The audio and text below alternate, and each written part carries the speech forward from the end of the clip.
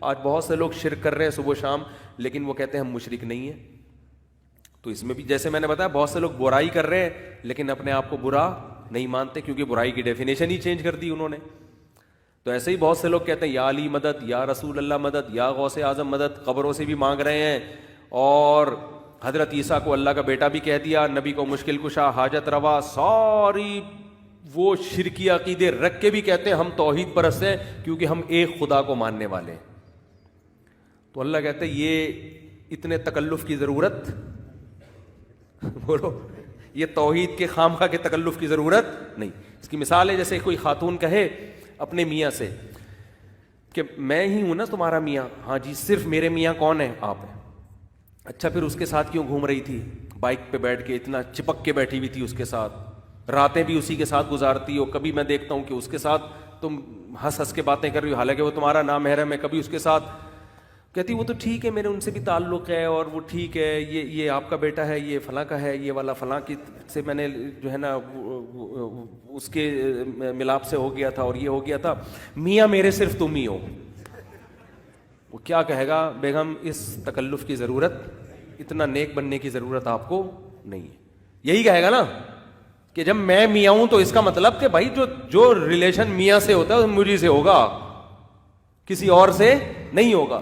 تو آج کا مشرک بھی یا علی مدد، یا رسول اللہ مدد، نبی مشکل کشا، حاجت روا، عالم الغیب، نور بشر کی فہرست سے نکال دیا، اور جناب یا اللہ سے مدد مانگو، نبی سے مدد مانگو، قبروں سے جا کے بزرگوں سے مدد مانگو، جو مرضی کرتے رہو. ایسا تگڑی توحید ہے کہ بی بی تمیزہ کا وضو بھی اتنا تگڑا نہیں تھا، یہ ٹوٹتا ہی نہیں ہے. بی بی تمیزہ کو نا مولوی صاحب نے کہا نماز پڑھا کرو. اس نے کہا کیسے؟ مجھے وضو نہیں آتا، اگر وضو آتا ہوتا تو میں پڑھتی. انہوں نے وضو کرا دیا اس کو، پورا اپنے سامنے لوٹے سے وضو کرایا. کہا اب تو پڑھو. اس نے نماز پڑھ لی. مولوی صاحب چلے گئے کہیں سفر پہ، 10 سال کے بعد آئے. بی بی تمیزہ کے بچے بھی ہو چکے تھے اس وقت، اور 10-15 سال گزر گئے، شادی بھی ہو گئی، بچے بھی ہو گئے. مولوی صاحب آئے، بی بی تمیزہ نماز پڑھتی. اس نے کہا جی الحمدللہ 10 سال میں ایک بھی نماز مجھ سے نہیں چھوٹی.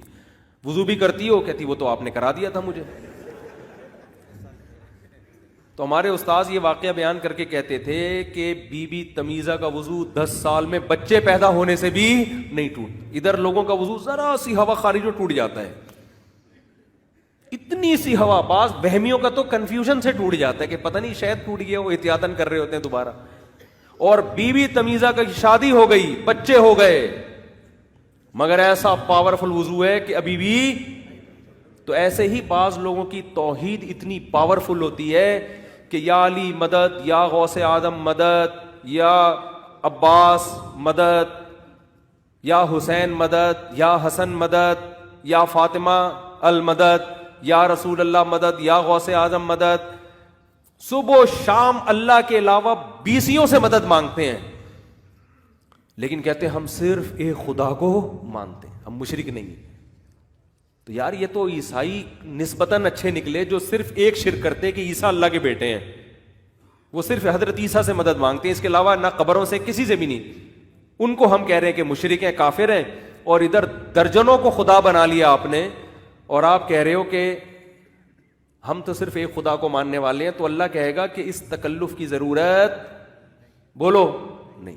توحید جو ہے نا، اس طرح کی توحید اللہ کو نہیں چاہیے، یہ والی ٹھیک ہے نا. اللہ کو وہ والی چاہیے کہ اللہ کے سوا کوئی عبادت کے لائق نہیں ہے، صرف یا اللہ